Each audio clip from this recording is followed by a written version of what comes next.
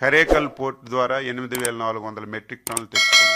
Dhamra port ద్వారా 10,000 metric టన్నులు తెచ్చుకున్నాం. 28వ తారీఖున గంగవరం పోర్టుకు ఒక 10,350 మెట్రిక్ టన్నులు వచ్చాయి. ఏదైతే మనకి జూలై ఆగస్టు బ్యాక్లాగ్ ఉందో ఈ బ్యాక్లాగ్ లో ఈ 3 రోజులు దాదాపుగా మనం 30,000 మెట్రిక్ టన్నులు తెచ్చుకున్నాం. ఇంకొక సంతోషకరమైన వార్త, ఈ రోజే మనకి 53,000 మెట్రిక్ టన్నులు అలాట్ చేయబడింది కేంద్ర ప్రభుత్వం. కాకినాడ పోర్టు ద్వారా 25,000 మెట్రిక్ టన్నులు, గంగవరం పోర్టు ద్వారా 28,000 మెట్రిక్ టన్నులు మనకి ఈ రోజే అలాట్మెంట్ వచ్చింది. ఎవరు దీని గురించి ఆందోళన చెందవలసినటువంటి అవసరం లేదు. ఇంకొక 20 రోజుల్లో ఇంకొక 20 వెజల్స్ వస్తున్నాయి. కేంద్ర ప్రభుత్వానికి కూడా కృతజ్ఞతలు తెలియజేస్తున్నాను. రాష్ట్ర ప్రభుత్వం తరపున, రాష్ట్ర రైతాంగం తరపున అడిగిన వెంటనే ఇస్తున్నారు. ఇది కావాలని కొన్ని దగ్గరలా ఇది రాజకీయం చేయడానికి ప్రయత్నం చేస్తారు.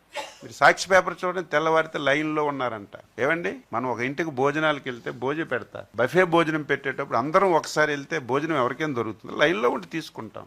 ఎరువులు కూడా లైన్ లో ఉండి తీసుకుంటున్నారు. సిస్టమేటిక్ గా చేస్తున్నాం. ఎక్కడ ప్రైవేట్ డీలర్ ఉంటే అక్కడ ఒక సెక్రటరీ పెట్టాం, ఒక ఆఫీసర్ పెట్టాం. ఈ మధ్యన గందరగోళంగా ఏదో దారి మళ్ళీపోతుందంటే ఫస్ట్ టైం ఒక 2-3 రోజుల్లోనే విజిలెన్స్ దాడులు చేశాం. చూసారు లేదు, ఎన్నికి 65 కేసులు పెట్టాం. ఎక్కడ ఎవడున్నా, ఎంత పెద్దవాడున్నా, ముఖ్యమంత్రి గారు స్పష్టంగా ఒకటే చెప్పారు, ఒక్క బస్తా ఎక్కడికైనా సరే డైవర్ట్ అయినా, ఎంత పెద్దవాడైనా సీరియస్ గా తీసుకోమని, కేసులు పెట్టమని వారం రోజుల్లోనే కేసులు పెట్టాం. ఎవరైతే బఫర్ స్టాక్స్ పెట్టారో సీజ్ చేశాం.